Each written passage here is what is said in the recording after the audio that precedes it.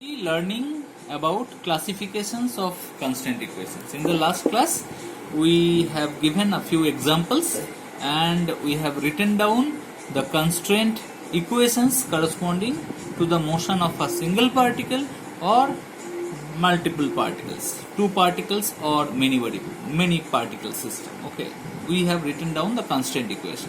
So what are the constraint equations? Constraint equations are those equations involving the coordinates of the particle and time. And those constant equations, you need to be careful about the fact that those equations that you are writing as constant equations, they must be valid for any time t. At any time t, that equation should be valid.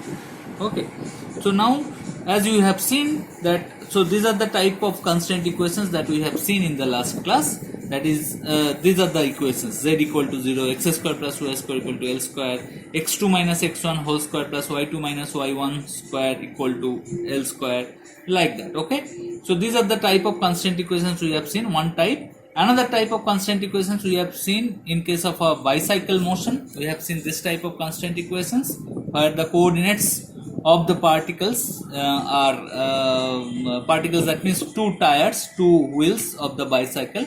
Coordinates of the two wheels of the bicycles are involved. So this is a constant equation. This equation is valid at any time t, and you have to notice that this is not an algebraic equation. This is a differential equation, constant equation. So algebraic constant equation, differential constant equations, and also another type of constant equations we have seen. These are not equations, these are inequations. Okay, these are inequations. So three different types of constant equations we have seen in our last class. So depending upon the equational form, depending upon the characteristic of these equations, we classify constraints in two categories. Constraints can be classified in two categories. In the first category, we call them holonomic constraints, and the second type of constraints we call them non-holonomic constraints. Holonomic constraints and non-holonomic constraints. What are the non-holonomic constraints? No, holonomic constraints. Holonomic constraint means they have an algebraic form. So constraint equations can have algebraic form. In case of, if the constraint equations have an algebraic form, we call them holonomic constraints. And if the constraint equations does not have an algebraic form or does not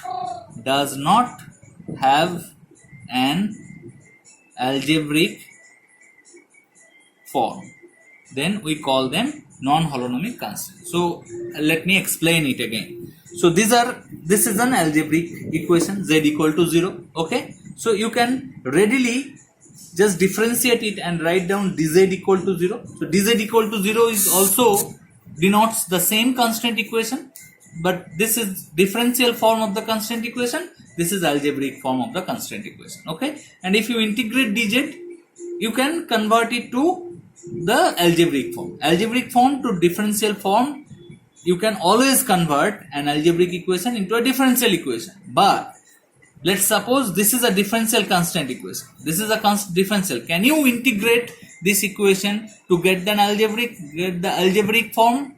No, you cannot. You cannot guarantee that. It's not always possible to get the algebraic form of the constant equation from the differential constant equation. Okay, so please be careful.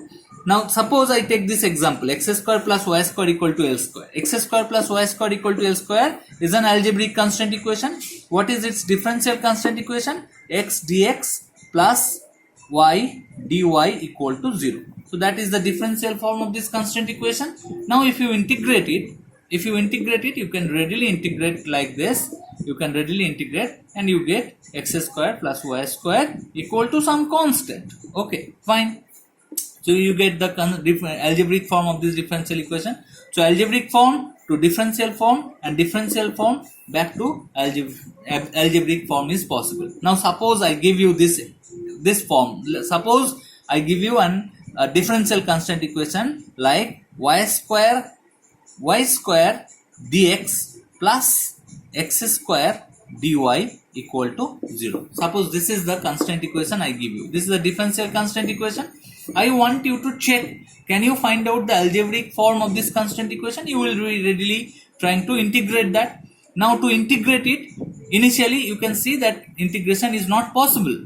But what you will do, you will be trying to use an integrating factor. That means you will be multiplying this whole equation with 1 by x square plus y square, and if you multiply the whole equation with 1 by x square y square, then you can readily get dx by x square dy by y square equal to 0. Then you can integrate it easily. Okay, then you can integrate it. But this is not allowed, because whenever you are trying to use an integrating factor, these are called integrating factors.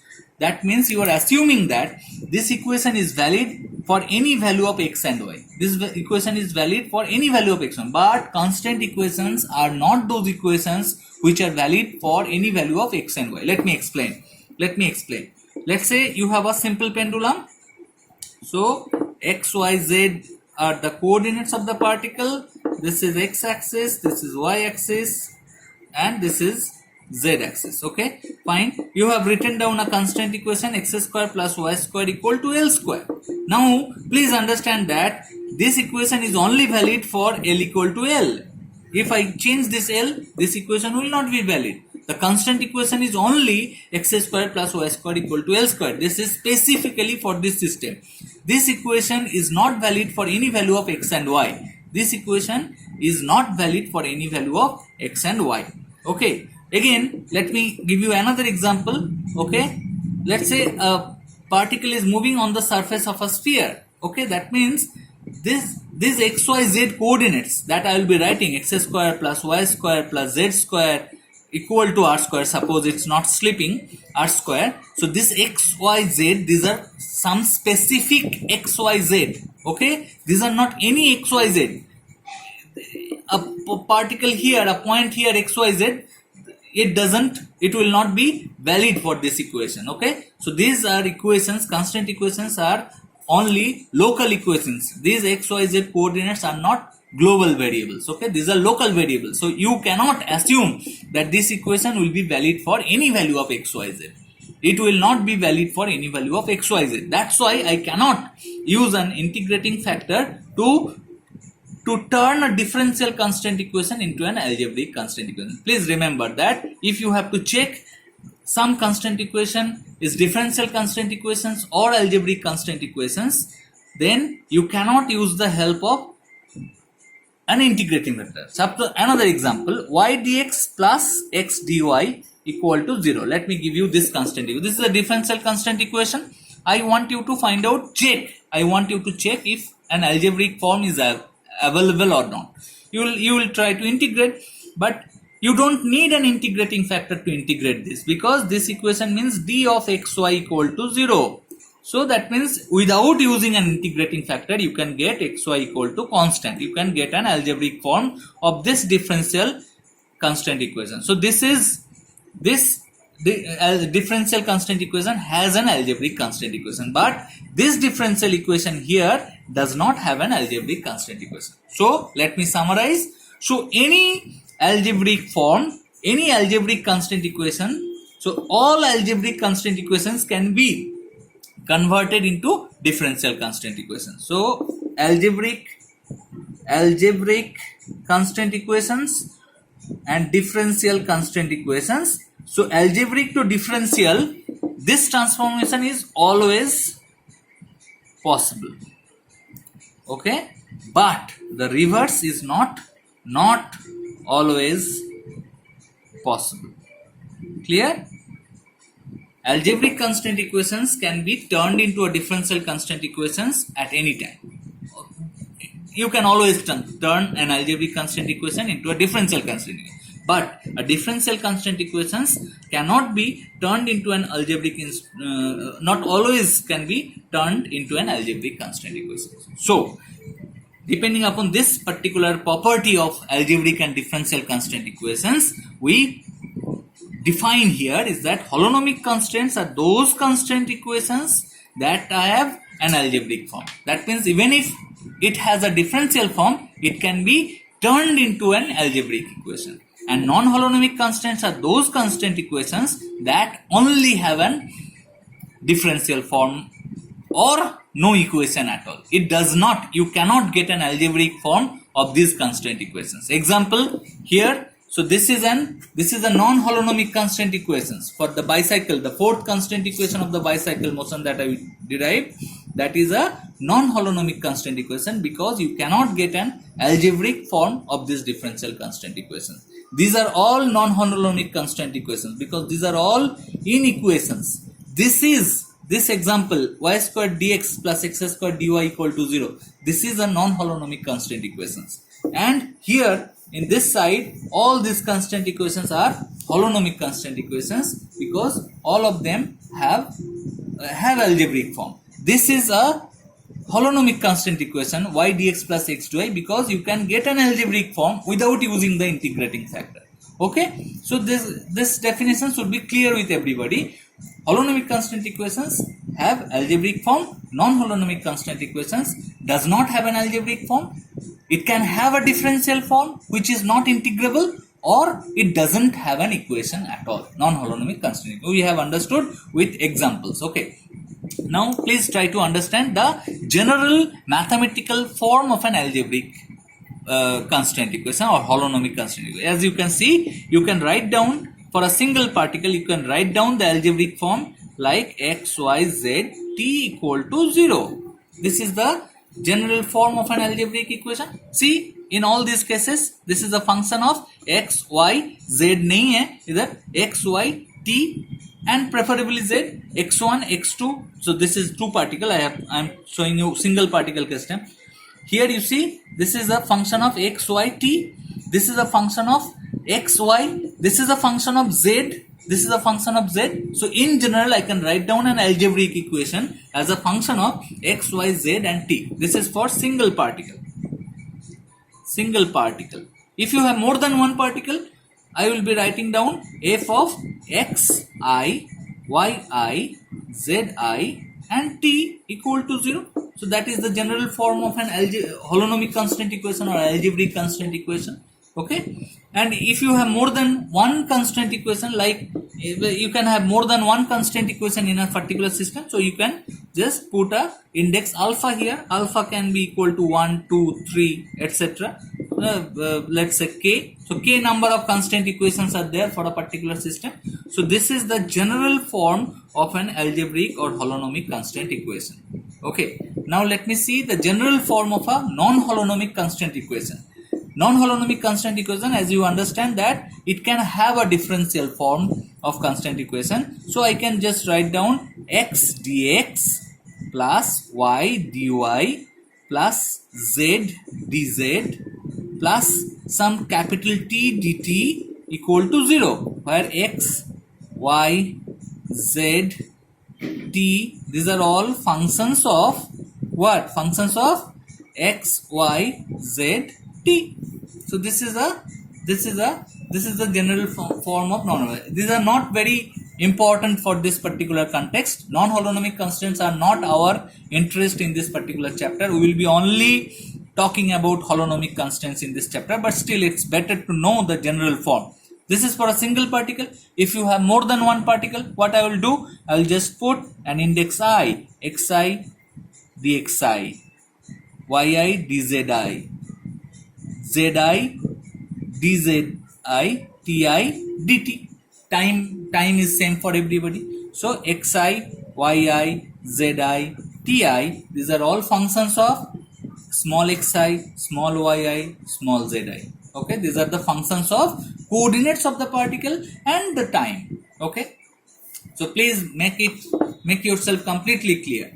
General form of an algebraic constraint equation for a single particle is f of x, y, z and t equal to 0, and for multiple particles xi, yi, zi and t equal to 0. You can have multiple number of constraint equation in a system. That's why I put an index alpha here. Now again come to the examples. See, in some constraint equations like z equal to 0, x square plus y square equal to l square, x1 square plus y1 square equal to l1 square, you don't have any time there. Okay, you don't have any time there. And in some other constraint equation like here, x square plus y minus vt square equal to l square, you have time present, time is a parameter in that particular constraint equation. Okay, so depending upon the presence of time in a constraint equation, in an algebraic constraint equation, we classify holonomic constraints into two more classifications. Let's suppose time is explicitly not present in the equation. That means what I can write, partial derivative of this f function with respect to time will be equal to 0. Okay, time is not present, and if time is explicitly present, like here, okay, like here x square plus y minus vt, or like here x square plus y minus half ft square whole square equal to l square, time is explicitly present in this constraint equation. So in this case I will be writing del f del t is non-zero. Okay, this type of constraints, algebraic constraints where time is not explicitly present in the constraint equations, are called scleronomic constraint equations, and where the time is an explicit, the constraint equation is an explicit function of the time, we call them rheonomic constraints. Okay, so explicitly depending upon time, rheonomic constraints, and explicit dependence of time is not present in the algebraic constraint equation, we call them scleronomic constraint equations. So constraints can be classified into two categories, holonomic and non-holonomic. Holonomic constraints have algebraic form, non-holonomic constraints does not have an algebraic form. So holonomic constraints, the general mathematical form of an holonomic constraint, if you have a single particle that is a function of x, y, z and t equal to 0, if you have multiple particle xi, yi, zi, t equal to 0, and depending upon the explicit presence of time in the holonomic constraint equation, we classify them further into two categories, scleronomic and rheonomic. Scleronomic constraint equations are independent of time, and rheonomic constraint equations are explicitly time dependent. Time is an explicit function explicitly present in the constraint equation. So these are the classification. Very important question. Exam, what we get during exam, you will be given with a constraint equation, and you have to identify what type of constraint equations we are talking about. Is it a holonomic constraint? First you have to check if that equation has an algebraic form without using integrating factor. Then you can check if it is an holonomic constraint or non-holonomic constraint. If it is a holonomic constraint, you need to further tell us if it is a scleronomic constraint or rheonomic constraint by seeing the explicit presence of time. For scleronomic constraint, time is not explicitly present, and rheonomic constraints, time is explicitly present in that algebraic equation.